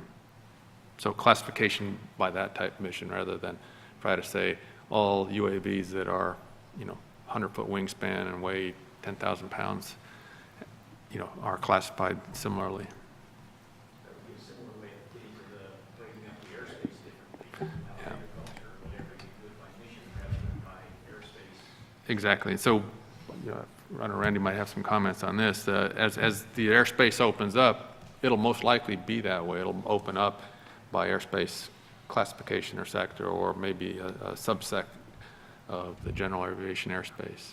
I think the other point is that many unmanned aircraft or remotely piloted aircraft operations are going to be off the normal manned aircraft routes anyway. You're not going to see unmanned aircraft initially used in trail with, commercial airlines, going on jetways. They're going to be in areas of the country where maybe there are no aircraft operating, no manned aircraft operating. There are UAVs being operated in the Arctic right now, 200 or 300 miles north of Barrow, Alaska, where no manned aircraft is going to go fly out in that region. It's just, the risk isn't worth it. So UASs are the only solution. Other questions? Brian? So one example is that we did lose in our Arctic mission out of over the North Sea, or north of Alaska, Ames' Sierra UAV here this last month. Right. And that is an area where if a manned aircraft were to go down in the ice, it's not a very survivable situation. Brian Arger, University of Colorado, Boulder. Randy, I wanted to ask, what is it that Congress told FAA to do in the Reauthorization Act? I mean, what is from the FAA perspective? A deadline of 2015 was given, but what is it that you see as a timetable for FAA? And it's 2015. What will happen by 2015? That's two different questions. Yes. No, I'll take it as one. So I'll tell you, Brian, we've been given a task, and we will work to that task. I don't know where we'll be come September 30th, 2015. That's identified in the language. But the key two words in there out of the language, I would say, is safe integration. It's not full integration. It's not everything else. It's safe integration, to safely integrate into the NAS. So wherever we're at that point, it will be safe. I can't tell you where it will be or how far along we'll be along. I mean, we have standards agencies and stuff that are working on things that takes us out through 2016. So, I mean, to have I think a concept of, they're everywhere, the rules are in place, and they're all over the place, and they're happening. I don't think that's realistic, but I do think whatever will be, it will be safe. And we'll continue to learn off of lessons learned that we had from the COA process. We've received and understand a lot of things back from working with public agencies now from the COA process, and where we can go and how much further we can move forward with our safety mindset to do things that we wouldn't even consider doing 6-7 years ago. We're much farther along than that. So, Why is the COA process not public? Why do you have to FOIA things to get information released? oh wow, that's a long discussion. So, well, we're a government agency, and there are rules in place that governs, that takes care of the information that's submitted there, and FOIA is a piece for that. So that's how you can access the information for that. There is limited information available on our website concerning activities that are going on. You can go and see actual COAs that's been submitted to agencies. They're there for public view. our goal, and we're working on it right now to have all of our COAs that are out there that will be available for public viewing. Okay. It just takes So- a while to go through the. So a lot of it is just, It goes. taking a while to get it up. It's absolutely Got a it. following process that's in Yeah. place to get them out there. Randy, isn't the process itself available for public view? The boxes you have to check and all the rest of that? Is that, you volunteering to come help? No, I thought it No. was. Yeah, I no, thought that that's- you had No, published a I document. mean, yeah, the absolute, yeah, the FOIA, and I'm no FOIA expert, I just know that our folks are being tasked with it. Right. And every single day, I got people that are redacting information for that. That's part of their workload and what they're Right. doing to get it out to the public. But yeah, that's all there. And you know, that's about as far as I can go with it. I mean, we have specialists that take care of, you know, the real tough stuff in the FAA concerning that. I will tell you from you know, from an individual that has been with the agency for a very long time, she's expressed to me that interest in UAS activities has far exceeded anything that occurred out of Right. September 11th. Huh. Far exceeded. Not even a comparison can be made. Fascinating, wow. And yeah, it just seems like some of the lack of information contributes to some of the public paranoia or concern. Yep. I understand that. I can tell you from being on the other end of the FOIA that, you know, some of the information, at least in the application, is competitive. Uh-huh. And so, you know, you don't want it out there, particularly in the airworthiness statement, Yeah. where you're describing your system in detail. And, you know, so some of that, you know, is really not for public consumption, as I'm sure you know, but you know, that's our take on it. I mean, the actual, what is the forms, 7711? Is that Correct. the form? 7711-1. Now, that right. part is, you know, there's no problem with that being public, because that basically is the COA document itself. But the application part of it, you know, has information that Right. you may not want released. But it's like, you know, you can go on FlightAware and track any tail number in flight, as long as the owner hasn't blocked it out on that. But you can't find out how many UAVs are flying. And that contributes, I believe, to the paranoia that there's 143,000 Yeah. drones in the sky as we speak. And we all know that's ridiculous. But, you know, if it was publicly available information and you could track every UAV flight with the convenience that you can track a regular in-number flight, why wouldn't that be a good thing? Well, I think you probably should if you, the NOTAMs, I mean, you know, you don't fly, well, you're not supposed to fly anyway with a COA, UAS, without issuing a NOTAM. So if you counted the NOTAMs, then you would know who's flying where. So here's some questions sent in by readers that I want to put to the, and I've got a couple of these, but people, please go on up to the mic if there's more. So let's go back to Randy, you said model airplanes are different because Congress wrote a law that says you won't regulate model airplanes. So let's suspend that for just a minute and let's put out a sort of a more intellectual level argument of why. I'm a card-carrying member of the AMA, Academy of Model Aeronautics. Have been since I was a kid. So I fly model airplanes all the time on the weekends. I am the CEO of a small UAV company, so I super follow the rules that the FAA puts out.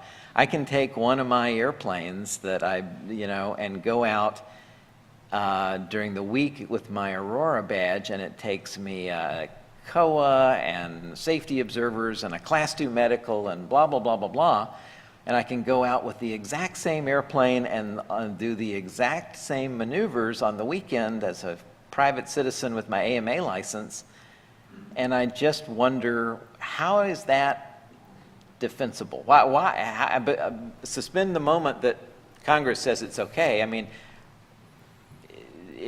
are we an industry? I mean, that sort of just says maybe we in industry should just go get Congress to tell the FAA what to do more. But that's not a good way to do it. FAA is supposed to be the guys who are the experts and tell us what's safe and what's not safe. what is the panel view about this dichotomy of, if you call it a model airplane, it's unregulated. If you call it a UAV, it's massively regulated. What gives on that? What's the... Anybody else want to go first? Randy, this is off the record. So, There's no media, and you're speaking as an individual, I've not been an burned FAA. there before, so there's always someone listening, there's always someone writing, trust me. Aviation Week, for example. so, But other than that, you know. So I will tell you, so the advisory circular 9157 is that it's not regulatory, it's advisory in nature, and it has been since it was produced in 1981, Yeah. which at that time was Right. probably relevant at that time, and it was probably good information for people to have and follow. And I still think a lot of aspects of it is very applicable to the hobbyist and recreation folks that want to go out and fly, visual line of sight and open field and follow the, if you belong to a AMA or any other organization that has, a suggested base of safety rules that have with Right. that. It's actually a and community-based organization, organization, that's which right. I love. I mean, Brian and I are absolutely. going to start our own community-based organization on this because we don't get paid anyway. So, it's, No. yeah, that's legal. Totally, unless you're doing it on your Lockheed badge, in which case it would not be. But if you do that on the weekend, on your AMA badge, you're good, right? I mean, That's FAA correct. is So right here. basically, I mean, and I'm not a lawyer, and I didn't stand no Holiday Inn Express or nothing like that. But basically what it comes down to is the public agencies are held to a higher standard. That's what it comes down to. And because there's laws that govern public aircraft operations, as defined in the Code of Federal Regulations, FAR Point 1.1.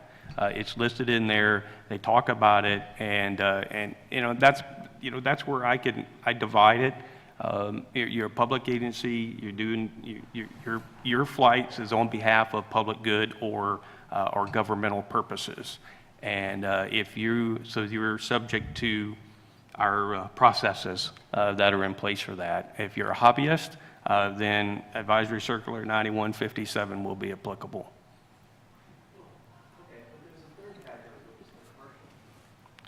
Yep, and currently we're not there in commercial, and there's many discussion topics that go along with that.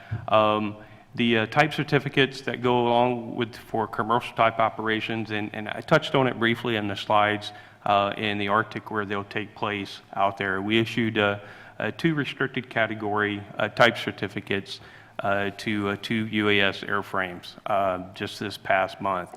And they will go and fly for what we're calling the first authorized commercial operations in our NAS. So we look forward to those flights taking place and capturing any data from those flights and any lessons learned from that. The aircraft certification offices that were involved with it, actually the LA office out here was the biggest people to make that occur. So this is new territory for them. To go through and take a look at and certify a 45-pound aircraft is different than what they've been asked to do in the past. They don't have manuals, they don't have books that specifically address how to do that. So they took existing ones and give me a wrong, I think it's 21.25, which they utilized to go and do that. And they found a way through existing rules and regulations that are out there in order to issue the type certificates for these 2 aircraft. So it's a start. It's certainly not where everybody wants to be. Industry wants to be much further along than that, but it's a start. And it's a type certificate for the airframe, so it doesn't address the see and avoid question, right? Or No, does the it? see and avoid question was addressed through other mitigations that were proposed by the proponent when they came forward for the proposed operation and the location of the operation itself. So I don't want to get away without getting to one of my favorite topics, which is the DIY community, which is not discussed in public very often. In fact, this is the first one of these meetings that I've actually heard it talked about, so I'm very interested in the panel's reaction. But, there is a large community of amateurs building UASs out there. Some are very, are really model airplanes, and some have equal or exceed the sophistication of what the professional companies do. They sort of appear to be exempt from regulation, but they sure aren't your model airplanes that people have. Some of the people do. I've heard numbers of like 10,000 of them claimed with some credibility, which would make it more than the professional UAVs. What do we as a panel make of that? I mean, we're sort of the professional side of this. There's clearly a hobby community, even that B-52 falls into that, but there's a DIY drone community that is growing, is probably the fastest growing part of this enterprise, of this community. Are we, what's our position? What should our position on this be? I want to start with you, Doug, and kind of run down the line. What do you make of DIY? Well, one of the predictable ramifications of sort of an underground or grassroots growing activity like that is if, first of all, if there's an incident where somebody gets hurt. We're going to get tagged with it, don't you think? Yeah, absolutely will. Yeah. It'll kill everything. I mean, Yeah. everybody's feared that for a long time. Right. And second is the fear that there are so many that it becomes unregulatable, and that's not a word, but that the FAA will simply be more overwhelmed than it is at this point, and will throw up their hands and just say, we can't do anything about this. And that's scary as well, because Yeah. I'm a pilot, and I also ride around in airplanes like all of you do, and I don't want something like this interfering with my safe enjoyment of the skies. So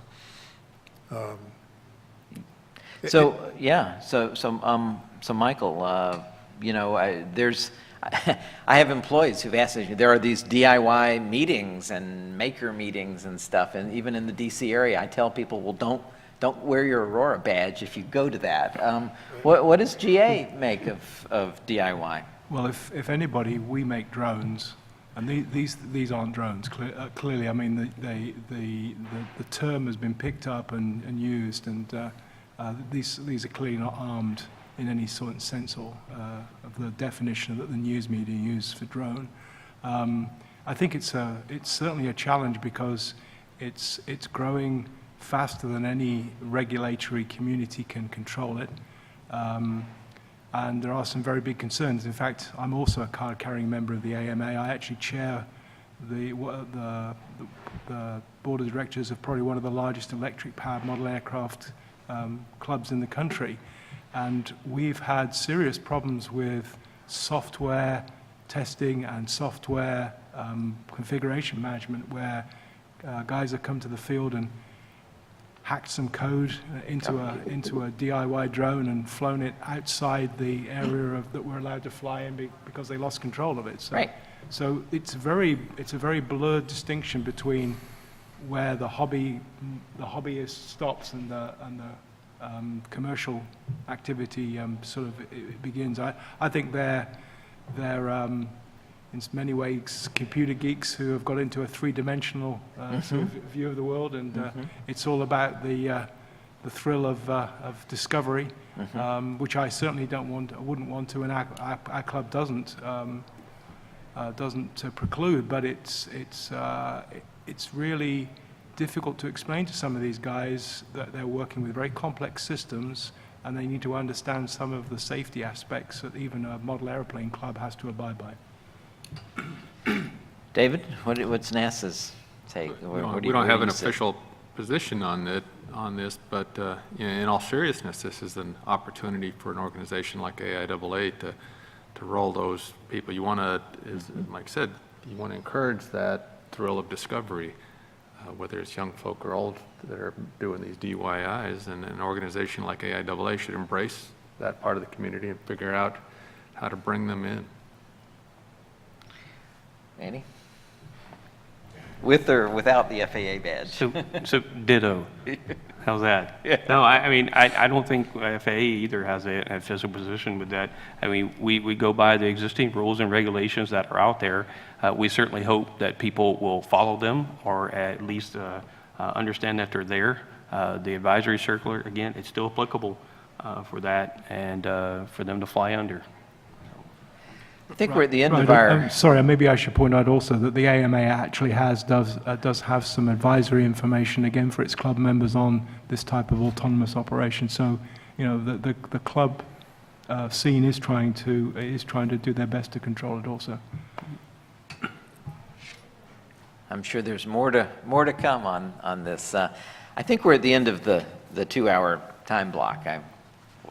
We'd probably love to keep going. We could keep going, but anybody in the audience have any last wrap-up question or comment or anything?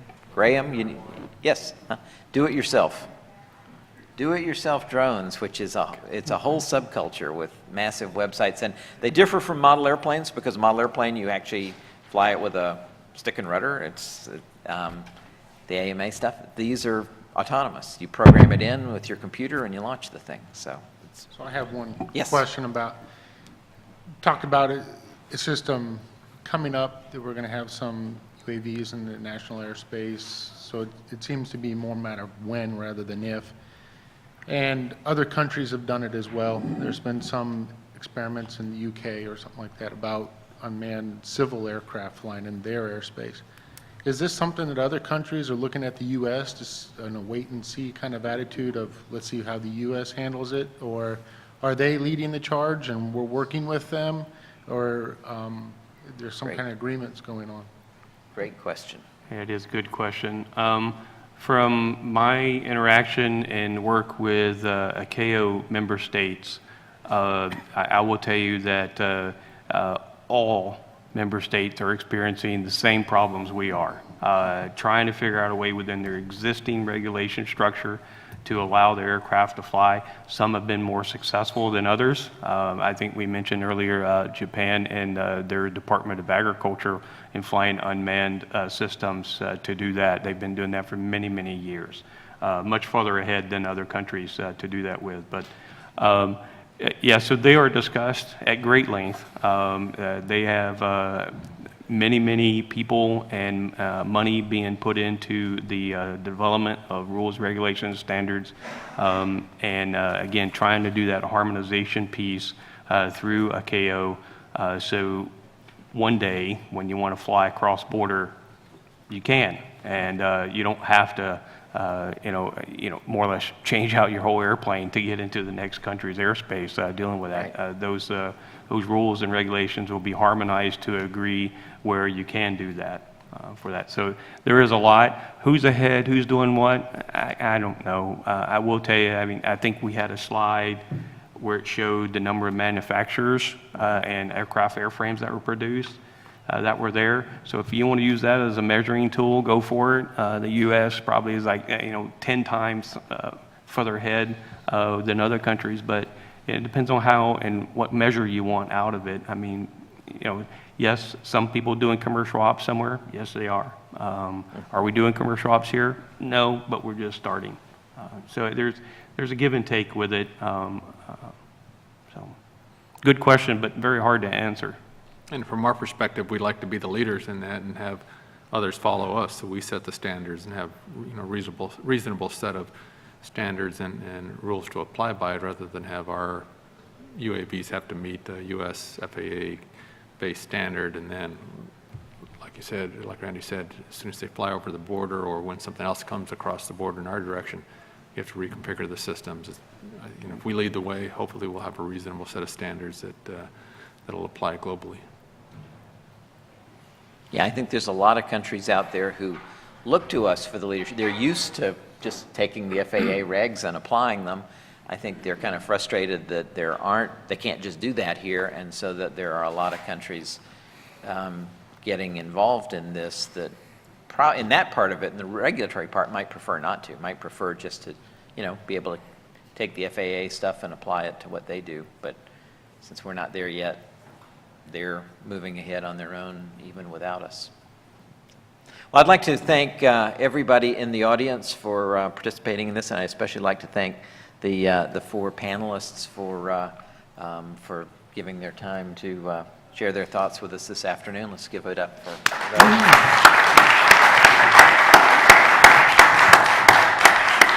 And Brian, unless you have any closing remarks, we're done then. So thank you all.